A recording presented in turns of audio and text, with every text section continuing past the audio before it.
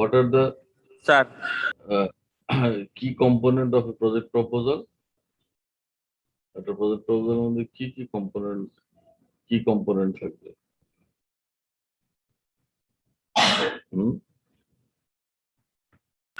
Sir project প্রপোজালের main component গুলো যদি sir আমি অ্যানালাইজ করি স্যার, সেগুলো হচ্ছে sir project title sir, type of project, তারপর স্যার প্রজেক্ট প্রপোনেন্ট স্যার, তারপর স্যার হচ্ছে লোকেশন অফ বেনিফিশিয়ারি স্যার।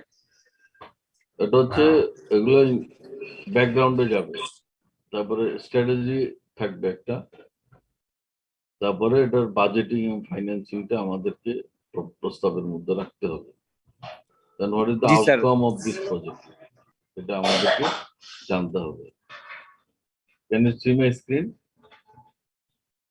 হ্যাঁ স্যার হয়তো বুঝতে পারিনি sir. Can you see my screen? আমার স্ক্রিন দেখা দেখতে পাচ্ছি যাচ্ছে? Sir. Sir project proposal general format sir, দেখতে পাচ্ছি স্যার। জেনারেল ফরম্যাটে কি একটা প্রজেক্টের টাইটেল থাকবে, প্রজেক্ট ডেসক্রিপশনের মধ্যে প্রজেক্ট টাইটেল থাকবে, প্রজেক্ট কে প্রপোজ করছে, প্রজেক্ট বেনিফিশিয়ারি কে, বাজেট রিকোয়ারমেন্ট, রিকোয়েস্ট, এগুলো সবগুলা ইনিশিয়ালি থাকবে। তারপরে একটা ব্যাকগ্রাউন্ড অ্যানালাইসিস থাকবে, যে কি কারণে প্রজেক্টটা দরকার, হ্যাঁ, what are the potential problem you want to address. Then project objective গুলা ভালোভাবে ডিফাইন করা থাকতে হবে। হ্যাঁ, স্ট্র্যাটেজিস মানে কি, how to achieve those objectives, that is actually strategies, ঠিক আছে? Then impact and outcome of this project, এটা আউটকামটা আমাদের জানা থাকতে হবে। Then risk management plan, what are the risks that might be associated with that project, so we must have a management plan also to mitigate that risks. Okay, then what comes, project organization and staffing, how this project will run, who all will be hired, who all will be working here, what type of engineers and expert manpower you are going to employ in this project. Then a work plan should be clear. Then detailed budget requirements should be there and other relevant information that you know, and few attachments are there, like profiles of the engineering and qualified staff there you are asking for. Various types of recommendation letters, like if there is an environmental impact assessment plan for this project, you have to attach it. If you have a traffic assessment plan with this project, you have to add it. So all this, if there is a land acquisition plan for this project, you have to add it. So these all constitutes the attachments with the project proposal. তাহলে সংক্ষেপে কি বললাম বলো দেখি, বলো। What is the general format? General format কি থাকবে?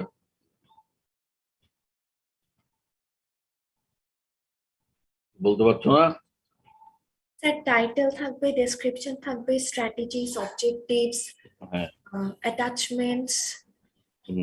Attachment গুলো কি কি? স্যার যে কোনো ধরনের রিকমেন্ডেশন লেটার থাকতে পারে, অথবা যদি প্রজেক্টের সাথে রিলেটেড কোনো এনভায়রনমেন্টাল ইমপ্যাক্ট ডকুমেন্টস থাকে অ্যাসেসমেন্ট বা ট্রাফিক অ্যাসেসমেন্ট প্ল্যান, এইগুলা আলাদাভাবে অ্যাটাচমেন্ট হিসেবে যোগ হবে। জি স্যার। তুমি যদি পূর্বাঞ্চলের ক্যানেল প্রজেক্টের কথা ধরো, তাহলে এটার একটা এই যে দিক দিয়ে যাবে, যদি ল্যান্ড অ্যাকুইজিশন করা লাগে, যদি পাবলিক ল্যান্ডের উপর দিয়ে যায়, তাহলে you must have a land acquisition plan, resettlement plan. ওখানে যারা মানুষগুলো বসবাস করছে তাদেরকে ক্ষতিপূরণ দিলে হবে না শুধু, এখন তাদেরকে অন্য জায়গায় এগুলো বাস্তুচ্যুত হবে, তাদেরকে কোথায় আমি রিহেবিলিটেট করব।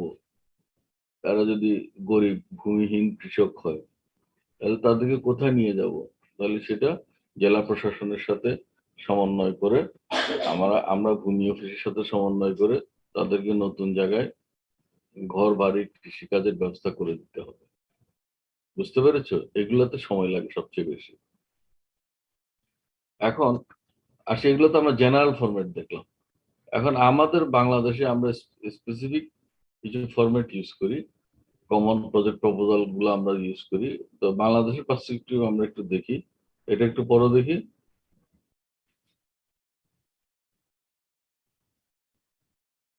হ্যাঁ, পড়ো।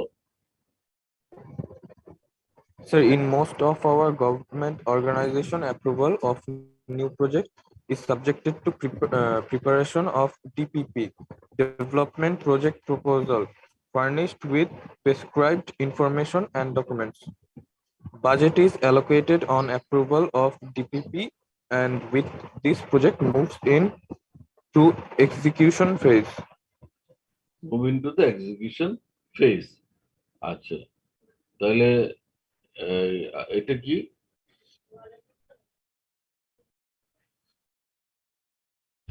হ্যাঁ, মেনি টাইমস। পরে এটা Many a times, projects need to be revised due to many limitations such as inadequate flow of fund, unexpected price escalation, delay in work for climatic and other reasons, etc. Revised DPP and RDPP is needed for any modification of original DPP approved by concerned authority. right, তারপরে Sometimes to support original project, a supplementary technical assistance project TAP is undertaken. For approval of this, a TAP project or TAPP is formulated. that means technical assistant project proposal. ঠিক আছে, মনে করো technical project proposal একটা example দিতে পারবে? হ্যাঁ, মনে করো আমি একটা মেরিন ড্রাইভ রোড নির্মাণ করব কক্সবাজার থেকে একদম চট্টগ্রাম পর্যন্ত। কক্সবাজার থেকে টেকনাফ পর্যন্ত অলরেডি আছে, হয়ে গেছে। and you want to make another marine drive from Cox's Bazar to Chittagong. এখন নর্মাল প্রজেক্ট প্রপোজাল তো থাকবে, এটার সাথে এখন এখানে কিভাবে কাজটা হবে? এখানে কি আমরা ফ্লাড ওয়াল তৈরি করব? একদম যদি সমুদ্রের তীর ঘেঁষে যদি আমরা যাই, তাহলে এখানে কি যে কোনো এমব্যাঙ্কমেন্ট তৈরি করলে সেটা কি সাস্টেনেবল হবে? আমি কি ওইটার জন্য প্ল্যান করব? আমাকে তো নকশাটা তাকে তৈরি করা লাগবে, কিসের উপর ভিত্তি করে আমি বাজেটিং করব?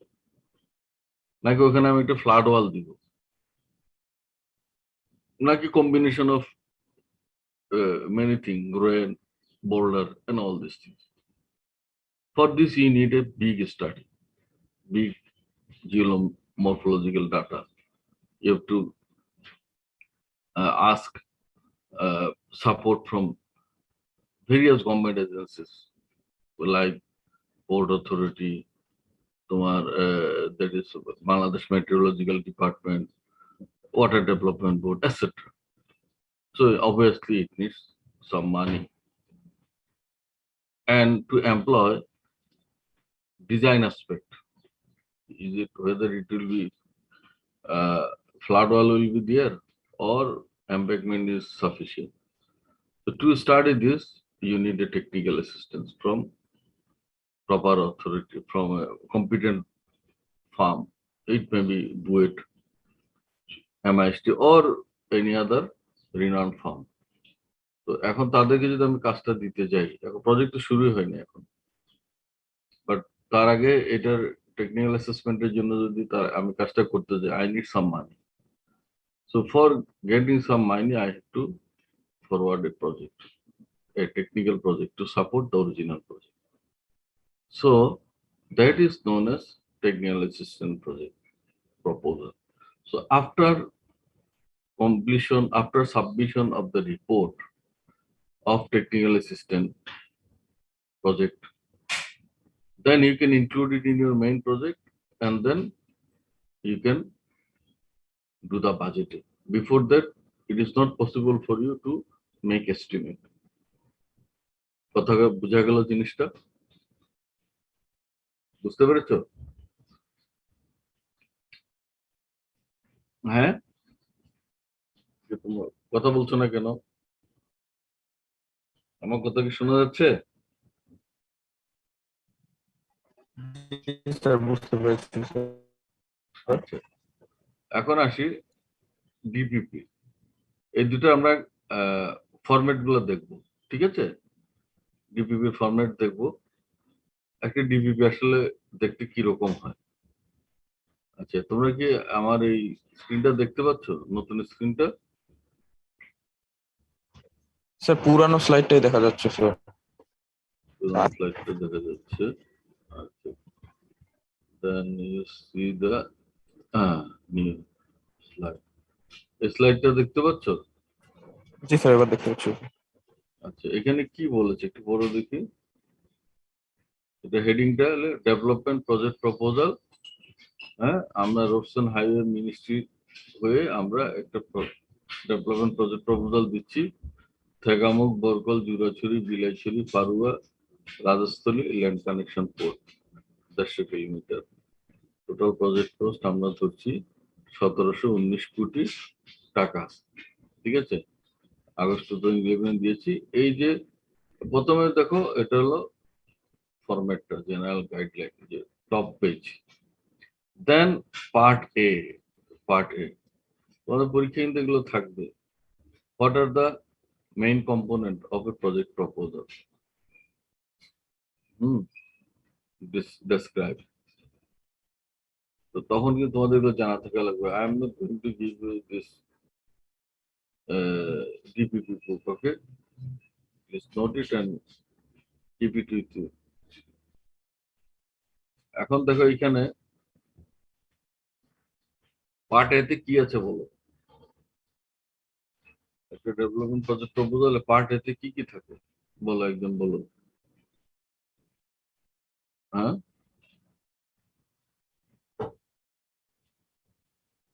কেউ বলতে পারছো না? আমি একটু নমিনেট।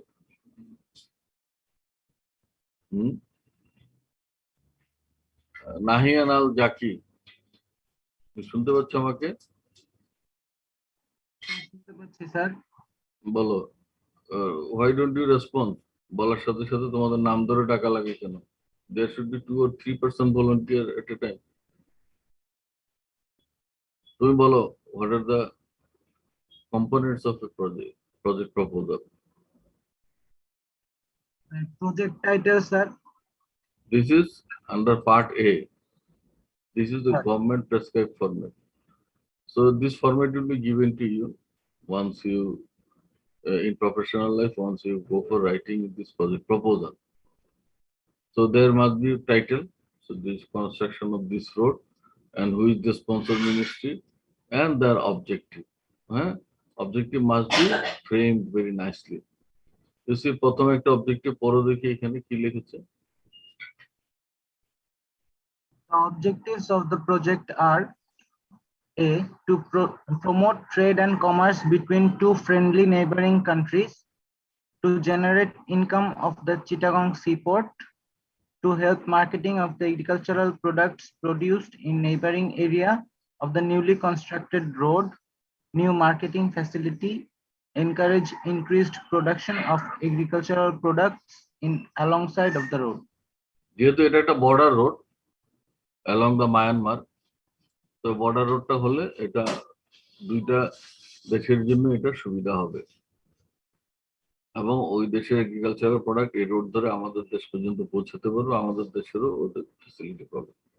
আচ্ছা, এই প্রজেক্টটা যেহেতু একটা লম্বা প্রজেক্ট, এটা কোন কোন ডিস্ট্রিক্টের মধ্যে দিয়ে গেছে? চিটং ডিভিশনের মধ্যে আছে, কিছু অংশ রাঙ্গামাটি ডিস্ট্রিক্টে পড়েছে, কিছু অংশ রাজস্থলী,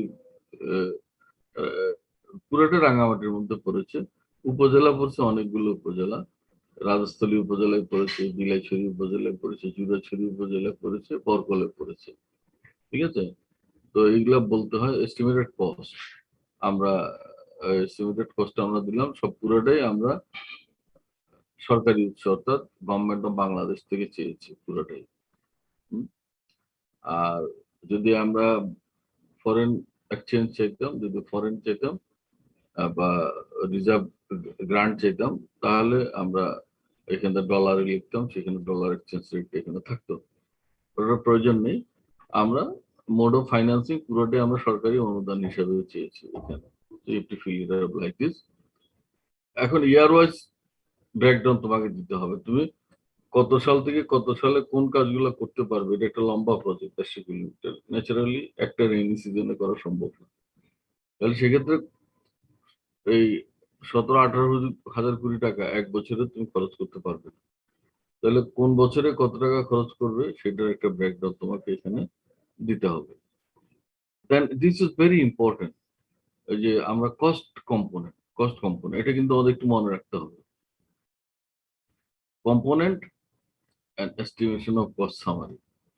এই তুমি এই প্রজেক্টটাকে কম্পোনেন্টে ভাগ না করলে এই প্রজেক্টটা এক্সিকিউটেবল হবে না।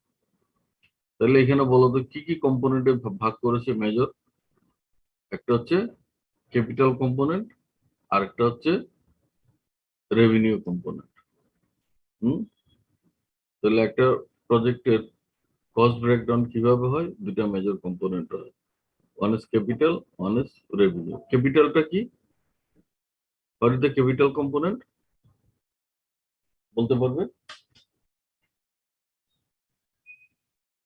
বলো। তুমি আবার চুপ হয়ে গেলে কেন?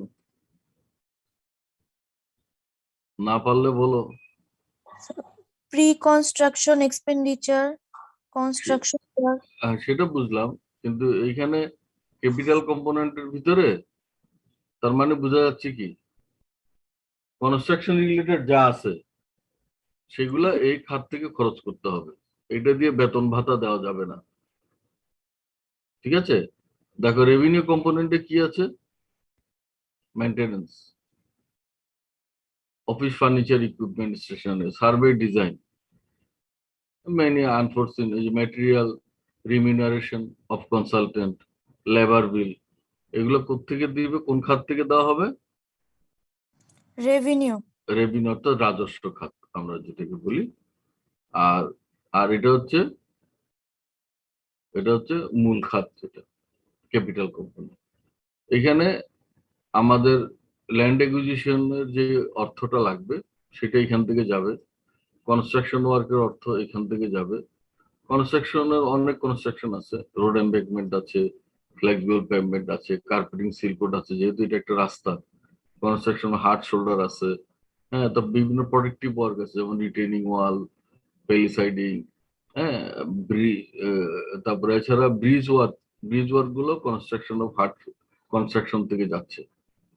তারপরে road marking, kilometre post, guide post, এই সবই পারচেস অফ প্লান্ট ভেহিকলস, এইটাও কিন্তু ইয়ার থেকে যাচ্ছে, থেকে ক্যাপিটাল কম্পোনেন্ট থেকে।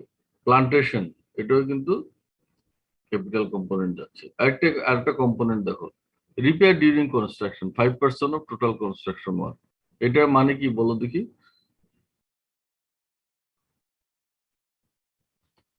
হ্যাঁ, বলতে পারবে? তার কনস্ট্রাকশন ওয়ার্কের সময় অনেক সময় মানে কোলাপস গুলো যদি হয় বা প্রবলেম হয়, ওগুলো আবার মানে রিপেয়ার করার জন্য এক্সট্রা 5% রাখা হয়, এরকম কিছু। রাইট, কারণ রাস্তাটা 150 কিলোমিটার, তুমি ফার্স্ট কিলোমিটার যখন করবে আর 150 কিলোমিটার যখন 150 কিলোমিটার যেদিন শেষ করবে আর যেদিন ফার্স্ট কিলোমিটার করেছিলে, সেখান থেকে ডিফারেন্স থাকবে কত, মিনিমাম 3 থেকে 4 বছর, তাই না? জি স্যার। এই 3-4 বছরে ওই রাস্তাটা মেনটেন্যান্স লাগবে না, ওইটা দিয়ে তোমার কনস্ট্রাকশন গাড়ি মুভ করতেছে, সবকিছু হচ্ছে। তো এই 3-4 বছরে এই রাস্তাটার ওয়ার এন্ড টিয়ার হবে না, যতটুকু তুমি কাজ করে এসেছো আগে রেইনি সিজনে। তাহলে এই ওয়ার এন্ড টিয়ারটা কোত্থেকে, এই টাকাটা কোত্থেকে আসবে? এটা কিন্তু আলাদা কোনো টাকা বরাদ্দ রাখা হয় না, সেটা এখান থেকে খরচ হবে। এই 5% অফ দ্য টোটাল কনস্ট্রাকশন, সেখানে যা খরচ হবে এই খাত থেকে, এখানে যে 6 কোটি টাকা আছে, এই 6 কোটি টাকা থেকে খরচ করতে হবে। এখানে যদি 6 কোটি টাকা যদি তোমার ওভার হয়ে যায়, তাহলে তুমি কিন্তু প্রজেক্ট ডিরেক্টর হিসেবে এখান থেকে আর টাকা খরচ করতে পারবে না। তখন তোমাকে তোমার অ্যাপ্রুভিং মিনিস্ট্রিকে লিখতে হবে, সেই মন্ত্রণালয়ের অনুমোদন এইখানে যে রিজার্ভের টাকা আছে, এই যে ফিজিক্যাল কন্টিনজেন্সির টাকা আছে 2% রাখা হয়েছে, এখান থেকে কিছু টাকা 1 কোটি টাকা তোমাকে শিফট করে এখানে আনার অনুমতি দিলে তখন সে ওই 1 কোটি টাকা দিবে। আর বুঝতে পেরেছো? এটা হচ্ছে সেই কারণে এটা রাখা। আর মনে করো যে তোমার অনেক সময় হঠাৎ রডের দাম বেড়ে গেল, ওইটা বেড়ে গেল, অথবা তোমার রাস্তার অ্যালাইনমেন্ট করতে গিয়ে 150 কিলোমিটার 151 কিলোমিটার হয়ে গেল বিভিন্ন বাঁক টাক এডিশনাল হওয়ার কারণে। এই যে 1 কিলোমিটার অতিরিক্ত, সেটার জন্য সে 1 কোটি টাকা অতিরিক্ত লাগছে, সেই টাকাটা কোত্থেকে যাবে?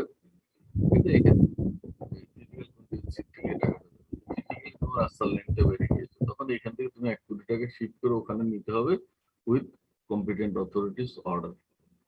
প্রাইস কন্টিনজেন্সি, অনেক সময় প্রাইস এসকালেশন হলো, রডের দাম বেড়ে গেল, সিমেন্টের দাম বেড়ে গেল, তখন অথবা এই যে তুমি প্ল্যান্ড ইকুইপমেন্ট ভেহিকল যেটা কিনতে চাচ্ছিলা, একটা পিকআপ আগে কিনতে চাচ্ছিলা 80 লাখ টাকা দিয়ে, এখন সেটা দাম হয়ে গেছে 90 লাখ টাকা। তাহলে তোমার এখানে 80 লাখ টাকা করে ধরা আছে, কিন্তু এখন বাজারে প্রাইস হচ্ছে 90 লাখ টাকা। এর অতিরিক্ত 10 লাখ টাকা কোত্থেকে পাবে তুমি? তখন তুমি তোমার অথরিটিকে প্রপোজ করবে, এই জায়গায় আমার 4 কোটি 9 লাখ টাকা আছে, এখান থেকে আমাকে 8 লাখ টাকা দেওয়া হবে। authority তোমাকে এখান থেকে শিফট করে এখানে টাকা দিবে। তাহলে এটা হচ্ছে ফিজিক্যাল এবং প্রাইস কন্টিনজেন্সি, নরমালি 5% রাখা হয়। ঠিক আছে? তো এখান থেকে ছোট ছোট তোমাদের প্রশ্ন থাকবে, এগুলো যে তোমরা আনসার। তাহলে আমরা এই যে year component and estimate of cost সামারিতে যেটা দেখলাম, তাহলে মেজর কয়টা কম্পোনেন্ট থাকে? 2টা কম্পোনেন্ট।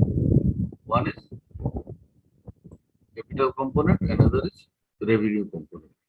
ক্যাপিটাল কম্পোনেন্টে all construction and purchase work, and revenue কম্পোনেন্টে কি থাকে?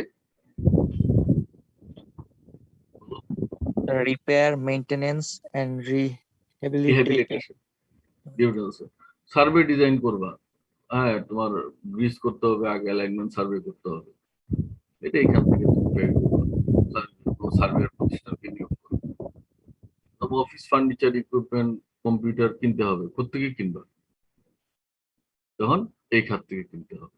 ঠিক আছে? তাহলে সবকিছু মিলে টোটাল প্রজেক্ট হচ্ছে এই। এবং কোনটা, এই যে percentage of the total cost, যে টোটাল কস্টের কোনটা কত পার্সেন্ট? দেখো, আমি প্রথমে অফিস রেসিডেন্স একটা কনস্ট্রাকশন শেড বানাবো, আমার সাইট অফিস বানাবো, এটা টোটাল প্রজেক্টের 1%। তো এমব্যাঙ্কমেন্ট বানাবো, আর্থওয়ার্ক টোটাল প্রজেক্টের 18%ই হচ্ছে আর্থওয়ার্ক, 16%। কনস্ট্রাকশন অফ পিসি গার্ডার, অর্থাৎ ব্রিজ হলো 16% হচ্ছে শুধু ব্রিজে লাগছে। ঠিক আছে? যদি তুমি দেখো প্লান্ট, ভেহিকেল এন্ড ইকুইপমেন্ট 17% লাগছে, মেজর কম্পোনেন্ট গুলো দেখো। তো এইভাবে পার্সেন্টেজ আকারে দিলে বুঝতে সুবিধা হয় যে কোনটাতে কত পার্সেন্ট খরচ হচ্ছে।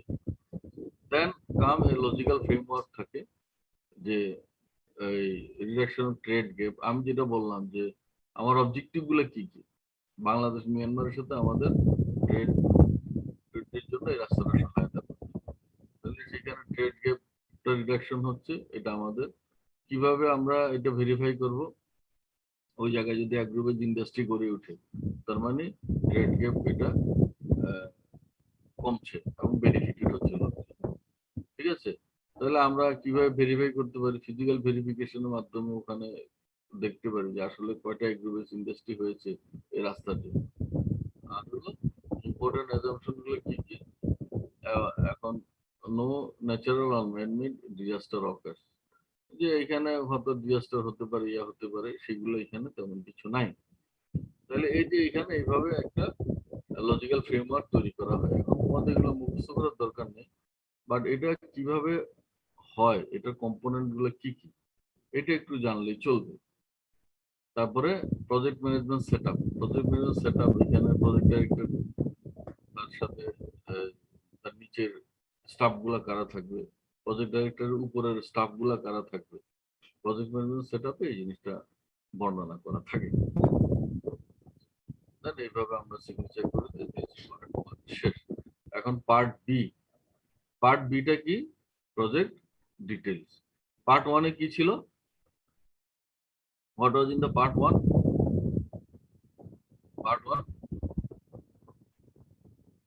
পার্ট এ তে ছিল প্রজেক্ট টাইটেল সহ general guideline including component wise cost breakdown. হ্যাঁ, পার্ট বিতে এসে আমাদের থাকলো কি প্রজেক্ট ডিটেইলস, প্রজেক্টটার ব্যাকগ্রাউন্ড, অবজেক্টিভ, কি কি হবে, টার্গেট, এগুলো সবগুলো আসলে কি পার্ট বিতে। পার্ট বিতে এসেও আমাদের ইন্ডিকেশন অফ কস্টটা আলাদাভাবে দেওয়া হলো। পার্ট বিতে এসে দেখো আমরা কোনটাতে কত কিলোমিটার কত মিটার ব্রিজ লাগবে এগুলো আমরা ডিটেল আমরা বলে দিলাম।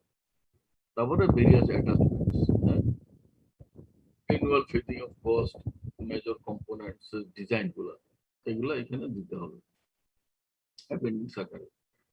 তাহলে এই হচ্ছে পার্ট এ এবং বি গেল। বিভিন্ন অ্যানেক্সার যেমন লোকেশনের কস্ট ব্রেকডাউন, লোকেশনে কস্ট কত লাগবে, অর্থাৎ এই রাস্তার রাজস্থলী পোর্শনে কতটুকু পড়েছে সেখানে কস্ট কত লাগবে, বিলাইছড়ি জুড়াছড়ি কোনটাতে কত লাগবে। প্রজেক্ট ম্যানেজমেন্ট সেটআপ যেটা বলেছিলাম যে কিভাবে ন্যাশনাল হাইওয়ে অফিস থেকে এটা আসবে আমাদের ডাইরেক্টর স্পেশাল ওয়ার্কস অর্গানাইজেশন, সেখান থেকে প্রজেক্ট ডাইরেক্টরের কাছে যাবে, প্রজেক্ট ডাইরেক্টর একটা প্রজেক্ট অফিসারের মাধ্যমে এই প্রজেক্টটা বাস্তবায়ন করবে। সো এই যে একটা আমরা জেনারেল একটা গাইডলাইন আমরা দেখলাম প্রজেক্ট প্রপোজালের, এটা নিয়ে কি তোমরা বুঝতে পেরেছো একটা প্রজেক্ট প্রপোজাল, আমাদের গভর্নমেন্ট প্রজেক্ট প্রপোজাল কিভাবে হয় এখন তো বুঝতে পেরেছো? হ্যাঁ, এখন দেখো প্রজেক্ট প্রপোজাল। আচ্ছা, তারপরে আমরা এখন আচ্ছা একটা আরডিপিপি আমরা দেখি। আরডিপিপিটা কি বলো দেখি, বলো আরডিপিপিটা কি?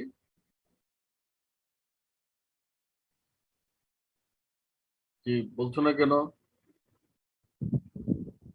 আফিয়া আয়শা, হ্যাঁ বলো। তুমি না আফিয়া আয়শা, কোথায় সে? Afia Ayesha, are you available? হ্যাঁ Yes, sir. বলো আরডিপিপিতে কি থাকে? What is called RDBP?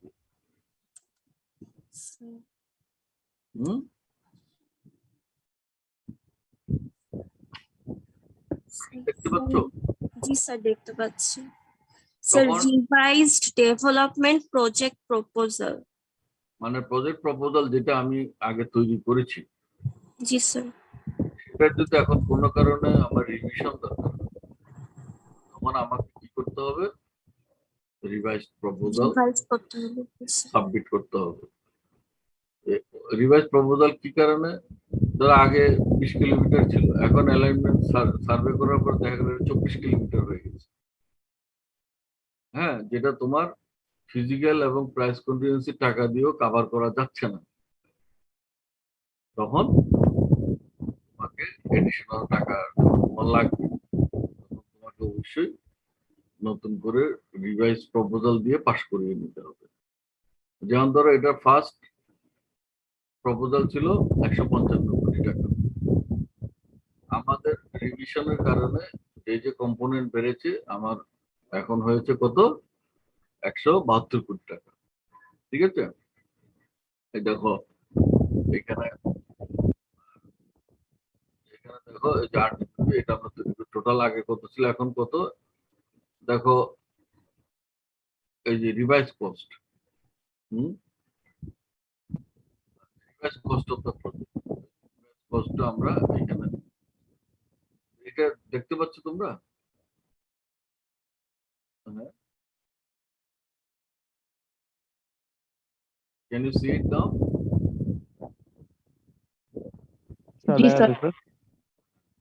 যেমন ধরো expended on June 2000 first revise, আমরা প্রথম বছর খরচ করার আমার পরিকল্পনা ছিল 2500 লক্ষ টাকা, 25 কোটি টাকা, বাট অ্যাকচুয়ালি আমার খরচ হয়েছে প্রথম বছরে 28 কোটি টাকা। তো এখন থার্ড ইয়ারে এসে আমি যা চাচ্ছি রিভিশন চাচ্ছি, এই যে অতিরিক্ত টাকাগুলো সব এইভাবে মূল প্রকল্প থেকে রিভাইজ প্রকল্পের শুধু পার্থক্য এইটুকুই যে এই আগে কত টাকা ছিল এখন কত টাকা আমি ইয়ার ওয়াইজ খরচ করছি সেটা একটা বর্ণনা এবং একই সাথে কি কারণে আমার রিভিশন লাগছে সেটা একটা ডেসক্রিপশন এখানে লিখতে হয়। এবং আগে কত ছিল মেজর কম্পোনেন্ট গুলার রিভাইজ প্রজেক্ট গুলা কারণে কস্ট বেড়েছে এই প্রজেক্ট মেজর কম্পোনেন্ট গুলোতে আমার ইয়া বেড়ে যাওয়াতে ইউনিট রেট বেড়ে যেতে পারে, কোয়ান্টিটি বেড়ে যেতে পারে, সেই কারণে এই কস্টটা হচ্ছে। তো এটা আমাদের আলাদাভাবে করতে হবে। যখন একটা সরকারি প্রতিষ্ঠানে এসিস্ট্যান্ট ইঞ্জিনিয়ার হিসেবে জয়েন করবে বা গ্যারিসন ইঞ্জিনিয়ার হিসেবে জয়েন করবে, তখন তুমি যখন এই ধরনের প্রজেক্ট প্রপোজাল নিয়ে যখন তুমি কাজ করবে তখন কিন্তু তোমাকে এইভাবে জিনিসগুলো চেক করতে হবে যে আগের চেয়ে নতুন কি বাড়লো, সেটার ইয়া কত, কস্ট কত, হ্যাঁ সেটার হিসাবটা কত। তাহলে এটাই হচ্ছে। এবং তোমাকে একটা প্রজেক্টের লাস্টে এটা ডেভেলপমেন্ট প্রজেক্ট প্রপোজাল হোক আর আরডিপিতে হোক, তোমাকে কি করতে হয়, এই যে আমি রাস্তাটা কি হবে তার ক্রস সেকশনটা দিতে হবে, কোন ডিজাইন ফলো করবো, আরএসডি ডিজাইন 5 4 বিভিন্ন ডিজাইন দিতে হবে, এমব্যাকমেন্টের টোটাল ভলিউমের হিসাবটা তোমাকে করে দিতে হবে, হ্যাঁ। এবং এই যে দেখো, এবং এই যে একটা ফ্লেক্সিবল পেমেন্টের পার কিলোমিটারে আজ 98 লক্ষ টাকা কিভাবে খরচ হচ্ছে সেটা টোটাল ব্রেকডাউনটা তোমাকে এখানে দিতে হবে। হার্ড শোল্ডারে কত টাকা হচ্ছে, দুদিকে যে শোল্ডার থাকে রাস্তা সেটাতে কত টাকা হচ্ছে, কার্পেটিং আর সিল কোটে কত টাকা তোমার খরচ হচ্ছে, এই ধরনের তোমাকে মেজর কম্পোনেন্ট গুলার এই যে হিসাব এখানে দিয়ে দিতে হয়। একটা আরসিসি ব্রিজ কোথায় কোন লোকেশনে কয়টা আছে, তার লেন্থ কত, এগুলো সব আলাদাভাবে দিয়ে দিতে হবে, কারণ এগুলো হচ্ছে মেজর কম্পোনেন্ট। যেন বক্স কালভার্ট, হ্যাঁ, তারপরে এই যে হেরিং বোন কোথায় কোথায় করবে, হেরিং ফ্ল্যাট সোলিং কোথায় কোথায় করবে, সবগুলা তোমাকে প্রোটেক্টিভ ওয়ার্ক যেমন রিটেনিং ওয়াল তোয়াল কোথায় করবে সব ভলিউম সহ এভাবে ক্যালকুলেট করে দিতে হয়। এই যে কনস্ট্রাকশন সাইড ড্রেন কোথায় কোথায় তুমি সাইড ড্রেন করবে, কি কি তোমার প্লান্ট ইকুইপমেন্ট লাগবে কয়টা, এক্সকাভেটর লাগবে কয়টা, এগুলো সব হিসাব করে তোমাকে এখানে নিয়ে আসতে হবে। মেইনটেনেন্স কস্টটা কোত্থেকে আসবে সেটারও হিসাব তোমাকে করতে হবে। ল্যান্ড একুইজিশন কত হেক্টর তোমার জমি ল্যান্ড একুইজিশন লাগবে সেটারও হিসাবটা তোমাকে বের করতে হবে। এবং এই যে তোমার ব্রিজ ইন্ডেক্স, এই যে 45 মিটার ব্রিজ, হ্যাঁ 26 কিলোমিটার পয়েন্টে এখানে একটা 4 মিটারের কালভার্ট আছে, এখানে একটা 35 মিটারের ব্রিজ আছে। 6 মিটারের কম যেগুলো সেগুলোকে আমরা কালভার্ট বলি, 6 মিটারের উপরে সেগুলোকে আমরা ব্রিজ বলি। এইভাবে লোকেশন অফ ব্রিজ ইন্ডেক্স বলি, আমাকে এই যে ব্রিজ ইন্ডেক্স দিতে হয়। ল্যান্ড একুইজিশন কোথায় কোথায় ল্যান্ড একুইজিশন করতে হয়, 37 কিলোমিটারে এই অংশটুকুতে আমাকে ল্যান্ড একুইজিশন করতে হবে। যেমন ধরো 31 কিলোমিটারের এই অংশটুকুতে ল্যান্ড একুইজিশন আমাকে, সাইড রেট কোথায় কোথায় হবে তার লোকেশন ইন্ডেক্স, ঠিক আছে। তারপরে তোমার এই যে অ্যালাইনমেন্ট, রাস্তার অ্যালাইনমেন্টটা কোন দিক দিয়ে যাবে, এই রাস্তাটা কি এদিক দিয়ে যাবে নাকি এখান থেকে এসে এদিকে সোজা যাবে নাকি এদিক দিয়ে যাবে। তো কি কারণে আমার রিভিশনটা করার দরকার হলো, আগে আমার রাস্তাটার অ্যালাইনমেন্ট ছিল এই দিক দিয়ে, এখন আমি বলছি না, এখন আমি যাবো স্ট্রেট যাবো। তাহলে স্ট্রেট যাওয়াতে আমার এখানে এডিশনাল কিছু খরচ আছে, যে খালের পরে অনেক এমবেকমেন্ট তৈরি করতে হবে, যদিও রাস্তার লেন্থ কম বাট এখানে খরচটা বাড়বে। এইভাবে এগুলো দিয়ে জাস্টিফাই করতে হবে। তাহলে এটার মাধ্যমে তোমরা বুঝতে পারলা যে একটা রিভাইজ ডিপিটি তৈরি করতে গেলে আমাকে কি কি করতে হয়, বুঝতে পেরেছ? তাহলে এটা কি মনে করো যে একদিনের জব বা একজন ব্যক্তির পক্ষে একদিনে বা এক মাসে এটা করা সম্ভব, কি মনে হয় তোমার? হ্যাঁ, করা সম্ভব? স্যার একজন ব্যক্তির পক্ষে তো সম্ভব না স্যার।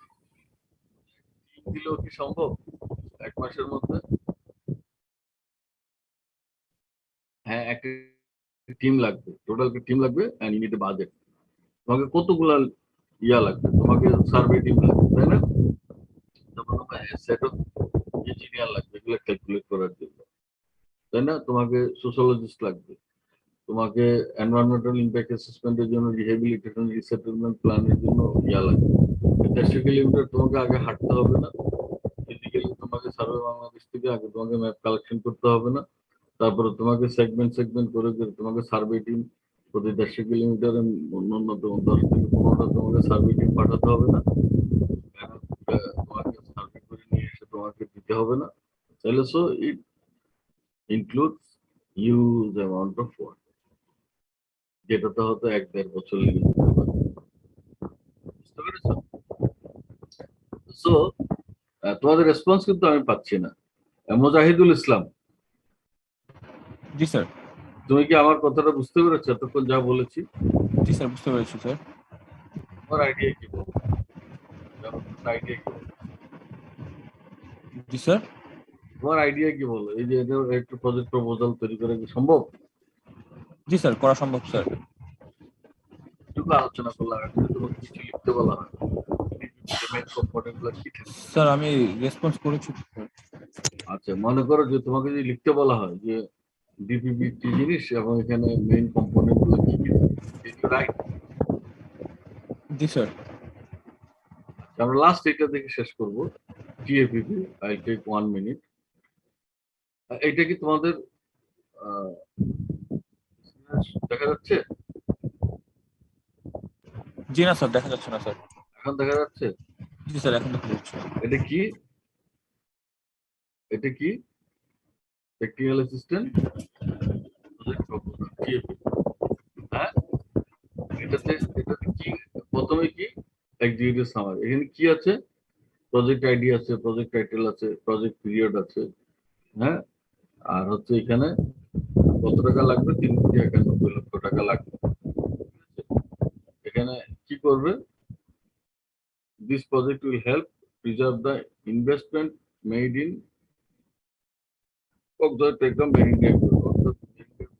আমরা নতুন করে সি ওয়াল দিব না ফ্ল্যাট ওয়াল দিব, সেটার জন্য আমরা একটা টেকনিক্যাল অ্যাসিস্ট্যান্ট প্রজেক্ট প্রপোজাল আমরা তৈরি করেছিলাম বইটার সহায়তা।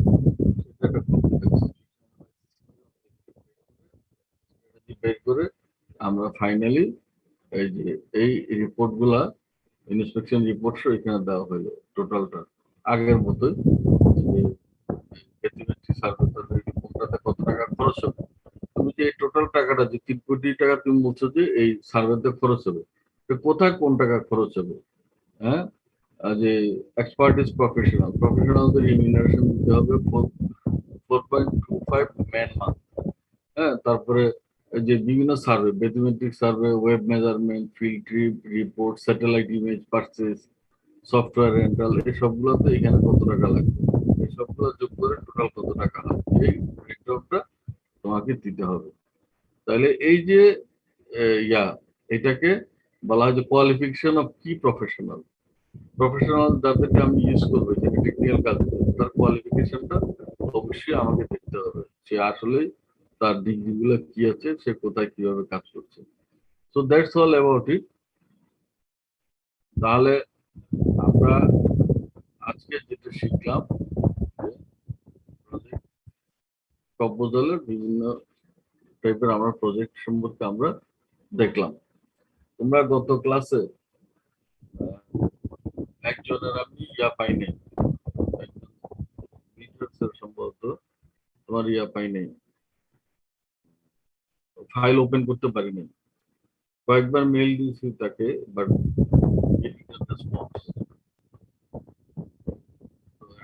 যে করেছো, mail me again, otherwise he will be in my absent list.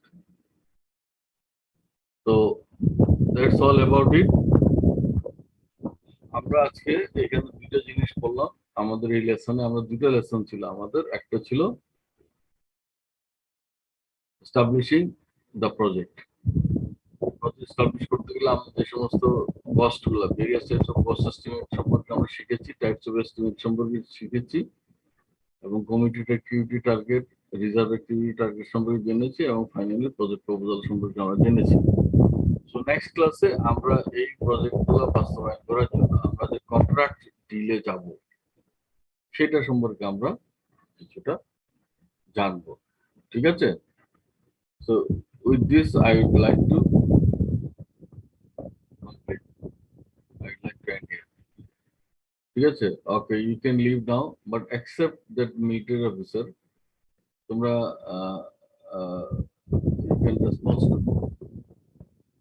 কে তোমরা কতদিন সাবমিট করেছিলে? আমি তোমাকে মেইল করেছিলাম যে এটা তোমারটা পড়া যাচ্ছে না। হ্যাঁ, আমার কথা শুনতে পাচ্ছ না তোমরা?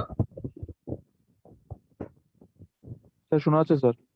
কে হু ইজ দ্যাট অফিসার যে শিখ ছিল পরবর্তীতে সাবমিট করেছে?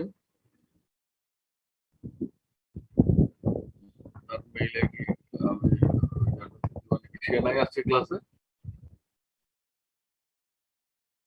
স্যার আসসালামু আলাইকুম sir. Who are you? Sir major Hasan sir. The defaulter? Sir are you the defaulter? Sir sorry sir বুঝতে পারিনি স্যার। আমি বলছি যে are you the defaulter? Are you sir that আমি পারসন? আমি এর আগে সিক ছিলাম স্যার। সাবমিট করেছো অ্যাসাইনমেন্ট সিটি যেটা সাবমিট করেছো? জি স্যার আমি করেছি স্যার, আপনি মার্কিং করেছেন স্যার। তাহলে তুমি রেসপন্স করছো না, আমি তো তোমাকে স্যার আমি মনে করেছিলাম স্যার সিক ছিল যে স্যার এর আগে তার কথা বলেছেন স্যার।